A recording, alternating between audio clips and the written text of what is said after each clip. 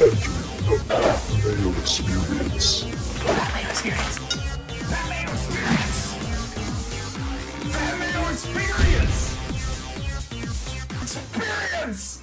Welcome to the Pat Mayo Experience, presented by DraftKings. Super Bowl 57. DraftKings Showdown Picks $1 million to first place in the giant $15 on DraftKings this week, so we may as well talk it out. See what the simulations are saying. Reminder to smash the like button for the episode. Sub to Mayo Media Network. In the comments section, give me who you think is the best captain choice for Chiefs versus Eagles. That's going to be in your lineups this week. And all of the tools that we're using today are from runthesims.com. You go to runthesims.com right now, get a free account. The site is completely free through the Super Bowl. So you want to generate your DraftKings lineups, run your own custom lineups, projections, and simulations. Easy to do at runthesims.com.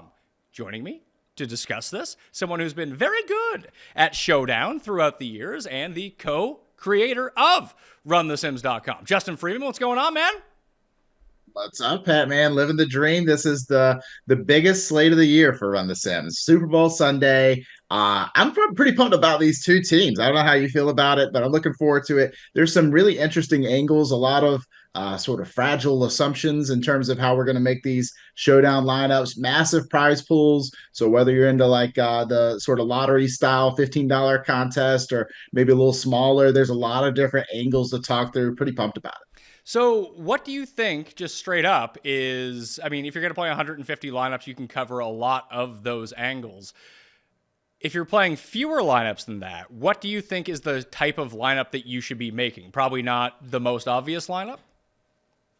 Yeah, exactly. So like if you're just starting to play Showdown for the first time this year, maybe this is your first time kind of firing it up for the season because you like to play the classic slates, understandable. Just remember that in Showdown, the key thing you want to do, give yourself a clear path to first place. Obviously, you know, most tournament payouts are structured in a way that first place gets a ton of money, second place, not so much. By the time you get to 10th place, very little at all. Like you're basically doubling up your money or a little bit more. So we have no interest in finishing sort of towards the top end. We want to finish number one, and we want to share that first place with as few people as possible, right? So we want to make sure that we're not duplicating lineups. So that tends to mean that we want to build in a way that's slightly off kilter from the way the rest of the field wants. That much is consistent with the way that classic DFS is played.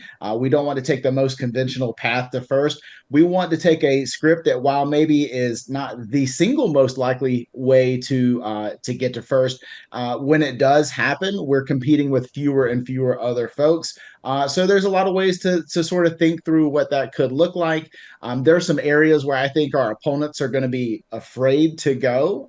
You sort of think about the sort of second tier of running backs for the Eagles. You think about really all the receivers for Kansas City. Nobody is feeling super confident about clicking on any of those guys who have really questionable roles. But hey, you get that one thing right. Does it help you tell the rest of the story with your lineup? Is it possible to not split at the top even if you win in a contest like this?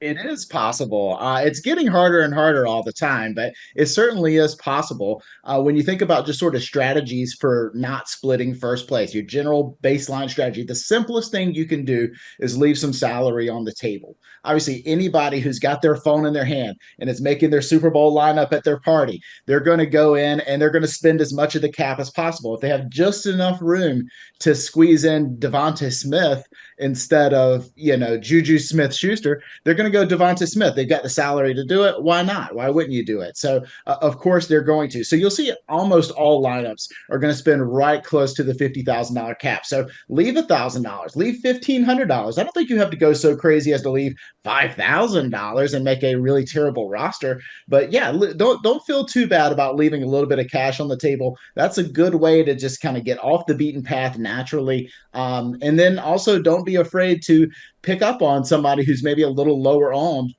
Maybe it's a Justin Watson. Find that sort of bottom of the barrel, bottom of the starting rotation type of guy who could actually be, pop off for one single big play. And that one big play is the thing you need to carry the rest of the way. Well, just because you have one big play also doesn't mean you need to make that person the captain, though, right? Exactly. So I think we want to be pretty thoughtful in who we allow into our captain spot.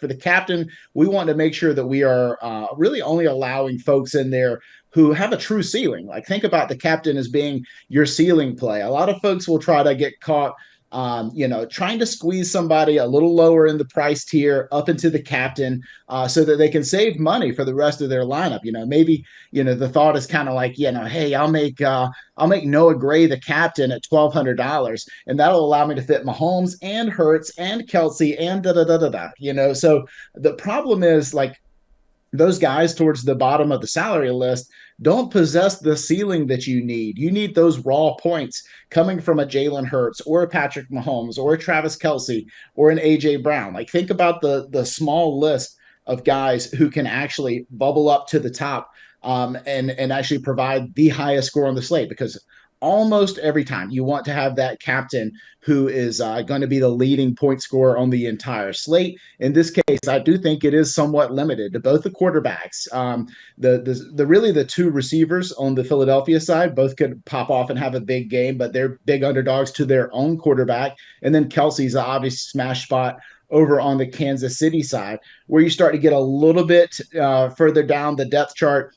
You got guys like Dallas Goedert, guys like Miles Sanders, who, you could tell yourself a story where they have a really big game, but I think that's getting maybe a smidge more different than you need to get. Like, don't be afraid to eat a little chalk at captain, and, let's find those one-offs there. If we're going to go bargain hunting, let's make those our flex guys.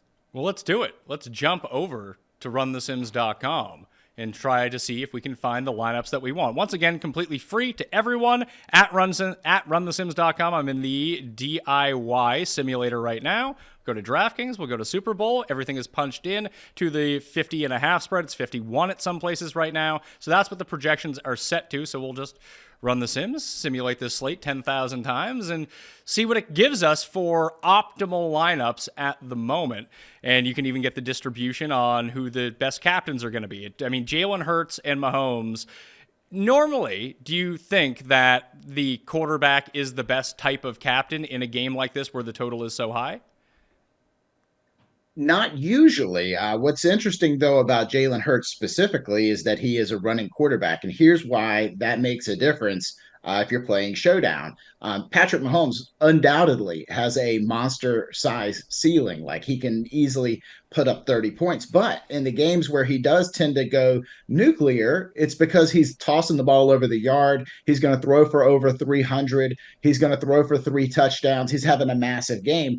And the sort of corresponding effect of that is that some of his pass catchers are going along for the ride, and it's usually Travis Kelsey, right? Usually a monster Mahomes games is a monster Kelsey game. So really that one particular outcome where Mahomes goes nuts, he doesn't even get to be the primary beneficiary every single time. Like, he's splitting that a lot of times with Kelsey specifically, but also, maybe it's McKinnon, maybe it's MVS we saw last week.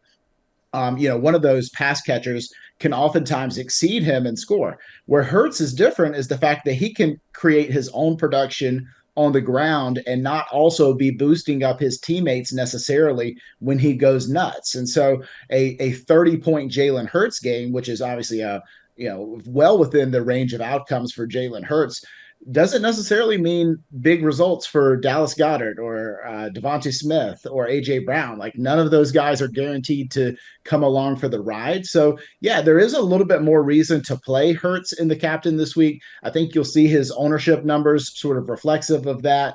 We're currently showing a captain ownership of around 28%, and his perfect captain rate is optimal rate is around 26.2%.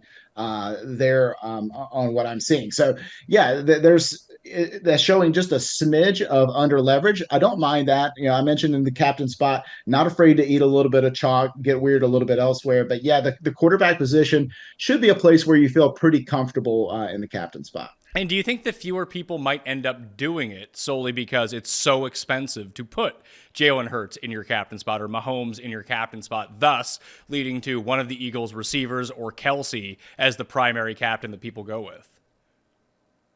Yeah, I think still you'll see the two quarterbacks as the highest owned players on the slate in the captain spot. I think Kelsey could start to creep in towards the numbers where you'll see Mahomes. But overall, those two guys will be the chalkiest possible options there at captain. And again, totally fine with that. I think Hurts is very deserving of the ownership he's going to carry.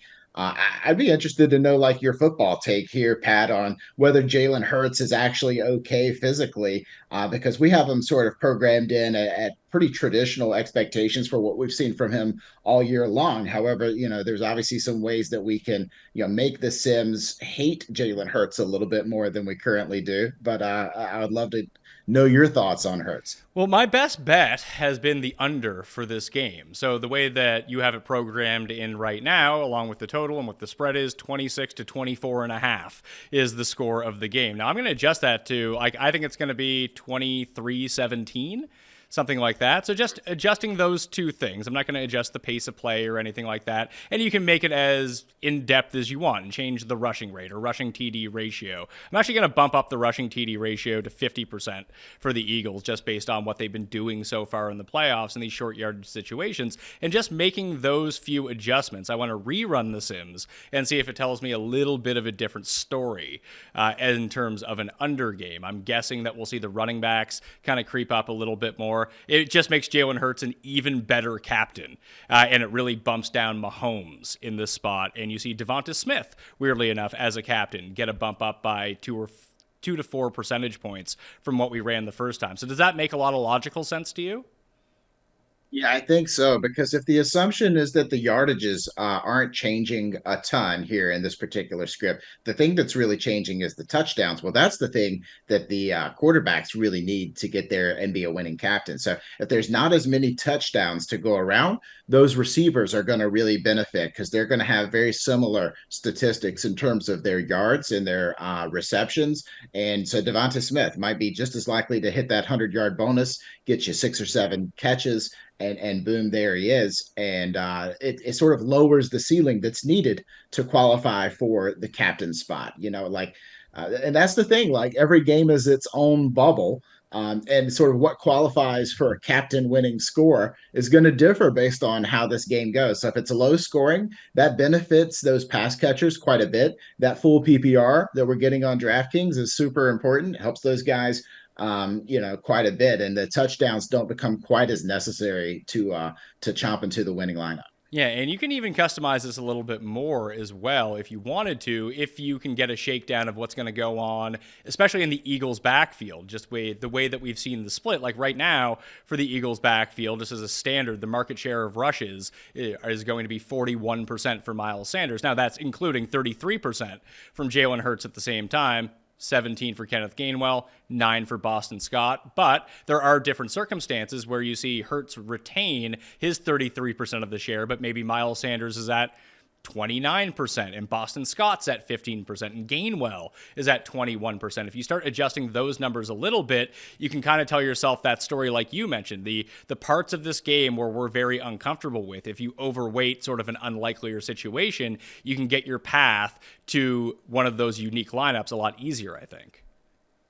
Yeah, exactly. And I mean, the Eagles backfield is one that I'm still trying to figure out. I think the inputs that we have right now sort of cover us for like the 80% most central outcomes here, but there are some tail outcomes that exist because we've seen some really unusual games from the Eagles throughout the playoffs where Miles Sanders has not been called upon in the second half. Like he'll be one to get 10 or 11 rush attempts in the first half, and then basically they'll go Gainwell in the second half. And I don't know whether that is because they actually value Gainwell and think that he's a real player, or whether they're trying to take it easy on Miles Sanders and have a fully stocked backfield. Like, it wouldn't surprise me if once again Miles Sanders had 12 rush attempts, or if all of a sudden Miles Sanders had 22 rush attempts. Like, I think those are both on the table. So Sanders is actually kind of one of those where I think you could just tell yourself the story that Sanders is the lead back and they've been saving him for this exact game.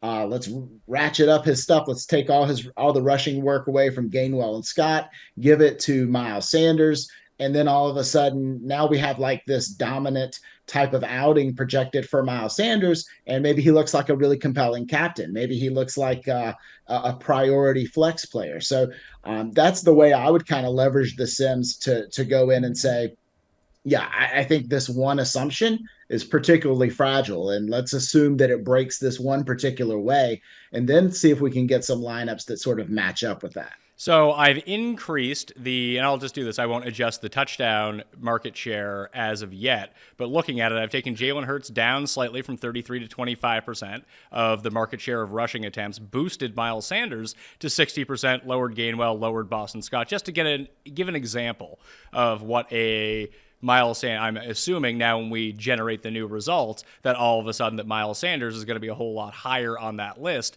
in terms of the captain spot. And we see, Miles Sanders' captain rate is now up over 9%, and that puts him in the range of Devonta. It's funny that Devonta Smith in this new scenario actually kind of leaped up a little bit more because you're taking away those outcomes from both Hurts on the ground, you're taking away the outcomes from Gainwell and Boston Scott and concentrating them more on one player. So it boosted up Sanders and boosted up Devonta Smith and lowered Jalen Hurts and kind of kept everyone on the other side of the ball the same. And that would be a flex captain of 9% for Miles Sanders with a projected captain ownership at 2%. That seems really low in terms of an overall projection for Miles Sanders at the moment for captain at 2%. Do you think it's really going to be that low?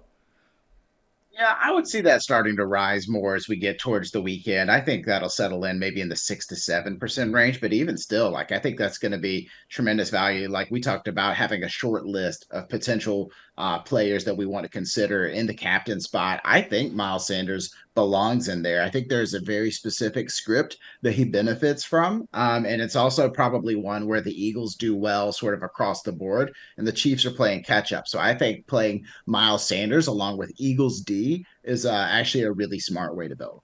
So looking at the lineups that are projected from that specific scenario of more of a Miles Sanders, it's funny to see the 1, 2, 3, 4, 5. It takes the fifth optimal of the simulations, so it comes up 10 times, which is almost half the amount of times as the number one projected, to actually get Miles Sanders into one of these lineups, which is kind of hilarious to think about. But we can isolate that if we want and put Miles Sanders here. What are the best lineups with Miles Sanders at captain? And then you're looking at basically 5-1 and 4-2 smashes for the Eagles. So you have like Sanders, A.J. Brown, Devonta Smith, Jalen Hurts, Eagles D with Juju. Do you like that type of roster, like a 5-1? If you have a somewhat unique captain, then you can just load up with the entire offense and then the defense on that side? Yeah, I think 5-1s or 1-5s are always going to be a little bit underrepresented in terms of how people feel comfortable building, especially when you're talking about an offense that everyone respects in the Chiefs. Like it's hard to imagine the situation where there's not at least two Chiefs in a winning lineup. However, it happens all the time, so let's don't get too caught up on that. There's lots of ways that games can happen. Obviously, if you're telling yourself the story that Pat Mahomes just can't get it going, like a qualifying score for Mahomes at his salary, which is the almost the highest on the slate, second highest on the slate, $11K, just $200 behind Jalen Hurts. The score that Pat Mahomes needs is going to involve some touchdowns. So if he just simply goes out there and gets toasted, like we saw, happened in the Buccaneers Super Bowl game, all those years ago, where the defensive line from the Bucs has just annihilated Mahomes all game long, then I think that's perfectly possible. It's always hard to imagine a superhero like Mahomes falling face flat in a big moment, but it happens. And so, how do we benefit when something that's slightly off script happens? We set our lineups up to benefit accordingly. So once again, Run the Sims is free for the Super Bowl, so you can go in and adjust everything. I just reset everything back to just what the standard is. And a reminder to everyone out there, too, spring football's coming up. Now, that one's going to cost you money because it's been very, very good, or at least it was for the USFL last year, Justin. So the XFL packages and the USFL packages, there's a complete optimization for that, plus prize picks, plus props, anything you want, and no one's been more on top of those projections than you. So I highly recommend everyone out there, at least for the first month, when the prize pools should theoretically be very big, that the XFL for Run the Sims is the product that you're going to want to have if you want to partake in this. I didn't watch a single second of USFL last year, and it's my most profitable DraftKings sport ever. So I just ran the Sims. And we make it really easy for you. Go check us out. We would love to have you join us at Run the Sims for spring football. We need all the help we can get. We'd love to have a big audience and a big community for that. You're right, Pat. Like it's when you think about where the edge lies, like NFL is getting so close to being like a soft game for DFS. And because the projections are so good, the ownership projections are getting better and better. Like everybody, the common mistakes that everyone made, like people didn't know how to stack 2 years ago. And now everyone knows how to make an optimal lineup. So it's getting tougher out there. It really is. But spring football, a real chance to make some hay. We're plucking off prize picks lines. We're beating DFS contests. We got a lot of cool stuff. There's just a real information edge out there. I'm looking forward to digging in. So I've reset the Super Bowl to what the standard projection is going to be with the standard total, and I ran the lineups for those. And the number one lineup that comes out, at least in this version of The Sims that I've put through, is Jalen Hurts, A.J. Brown, Goddard, Devonta Smith, and Quez Watkins, with Isaiah Pacheco on the other side. So I guess theoretically that makes a lot of sense to me of, hey, it's just an Eagles onslaught, but the Chiefs do score a few touchdowns, gain some yardage, and it's primarily on the ground with Isaiah Pacheco. But when you look at these, is it shocking to you that the top 6 or 7 lineups are all Jalen Hurts captain? No, and here's why it's not shocking to me is because the Eagles offense is so concentrated. The lineups that are bubbling up to the top are the ones that are frequented the most. And so when you have a really tight cast like AJ Brown, Dallas Goedert, Devonta Smith, like you know that those are the guys where the ball's going to. And so we're going to get that combination of players popping up with Jalen Hurts quite a bit. Now, on the flip side, talk about the Chiefs, that repetition is not there. We don't know who is going to catch the ball from Patrick Mahomes. Is it going to be Kadarius Toney, Marquez Valdez-Scantling, Juju Smith-Schuster, Justin Watson, you name it? Like the number of options that Mahomes could potentially win with is quite large. And so, yeah, there's a lot of different ways that Chief scripts play out, and there's not as many ways the Eagles scripts play out. And so that's why you're seeing a lot of clustering. It's not that we love the Eagles, it's just that they have a really concentrated offense, and that's valuable, and that means something. So when I just type in, as you mentioned earlier, I set the max salary to $4,850, so leaving at least $1,500 on the table. You get a very similar lineup to the one we just went through, but you lose one of your big dogs in the race. So it's Hurts, Goddard, Smith, Jake Elliott, and Quez Watkins, with Travis Kelce as the chief on the comeback. And we've seen Kelce, obviously he's tied to Mahomes, but we've seen Kelce get there independent of Mahomes. Also, not necessarily like he's, obviously Mahomes is like going to get there, but not as much because everything runs through Travis Kelce. So I thought it was interesting too that when you start leaving all these on the table, you get very few. The best Chiefs lineup in this regard of leaving at least $1,500 on the table, and it leaves exactly $1,500 on the table, is Kelce, Juju, Chiefs, D, and Mahomes, with Hurts and Quez Watkins. The Sims seem to like Quez Watkins as the fill-in guy when you need someone. Yeah, I think that's purely a pricing thing where he's $1,400. He projects for about 7% of the team's targets. He's been left out a lot lately. The team's used a lot of Zach Pascal starting to mix in, but if Quez Watkins is back to his traditional role, like 7% of targets is practically nothing, but it's everything if you're $1,400. So in any script where he catches a touchdown, he's going to be in the winning lineup almost certainly. So yeah, and that obviously helps bring along Jalen Hurts because Quez Watkins touchdowns are usually quite large and long in distance. And so, yeah, if that happens, you automatically get the free square with Hurts along with it. It helps out a lot. And I love that lineup, Pat, that you mentioned with Kelce as the upgrade on the Chiefs side. And then, you're obviously losing AJ Brown in that lineup, but no, I think that makes a lot of sense. And there's a lot of different reasons why you would want to do that. All of a sudden, you just slapped a $1,500 filter on top of that where you make sure we leave at least that much on the table. You're going to reduce your duplication by quite a bit. So now $1 million up top, maybe we're splitting that with 10 guys instead of with 1,000 guys, because there will be lineups with 1,000 duplicates on this, and you don't want to win the Millie Maker and only take home $1,000. You want to win the Millie Maker and take home 100K or better. Like that's what we're aiming for. So yeah, that's a really good sort of offhand way to make sure you're building the right types of lineups. So again, once you generate your lineups and generate the projections that you want, when you go into your custom lineups, you can do what I just did and type in the max salary of whatever you want to be, just leave $1,500 on the table. You can also do that with ownership, and you can cap your ownership of what that's going to be as well if you don't want to get too high up. What's a good baseline, do you think, for maximum product owner? Yeah, let's try 200 and see what happens there, Pat. Just so we won't even leave anything on the table, and we'll just put in 200. So the best lineup that gets us is Goddard, Jake Elliott, Hurts, Chiefs D, Kelsey, Mahomes. It's a pure 3-3 split. There you go. So 3-3 is usually a pretty highly duplicated type of construction if we don't get a little bit weird. What makes this lineup a little bit weird and score is really low in terms of product owned is the fact that it does have a kicker and a defense in there. And so obviously that's people don't prefer to click on kickers and defenses. Usually it's sort of a last resort. So having two of those in the same lineup is really a way of saying this game is not going to score a ton of points. And so that could be a really helpful way. You've got a low on captain there in Goddard. So you went a little off the board there at captain, but you get both the quarterbacks in there. You just mix it in with a couple really sort of lowish owned flex options. And now you've got a lineup that makes sense and spends all the cap, but got you different because the ownership was going to be pretty low. To look at the cheap players on the board, if we're just going to go with, let's say, just wide receivers and tight ends for the moment. And Quez Watkins comes up the most because, like you said, he's $1,400 and he projects better than someone like Sky Moore, who's $3,800. But Quez Watkins' current projected ownership is around 21%.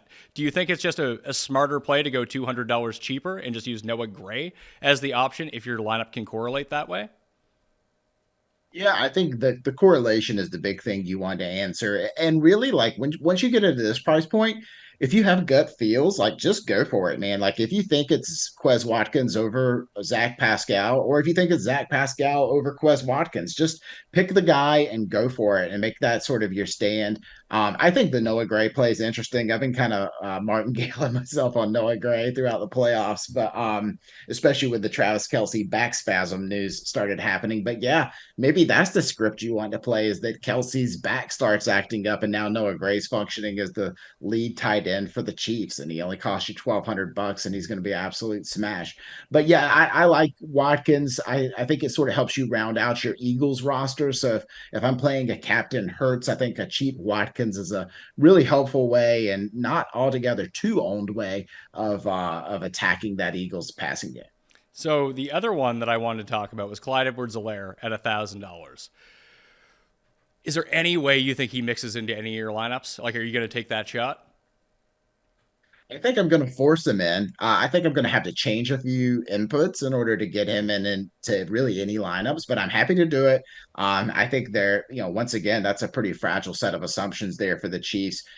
A lot of their usage with the Chiefs backfield has been inconsistent lately, I would say. Like we saw Jerick McKinnon really starting to pull away from Pacheco in terms of snap share and seemed like to be the trusted option for Patrick Mahomes. And then last week, things seem to be flipped. And there's a lot of speculation out there that McKinnon might be banged up, that he's playing through some sort of injury.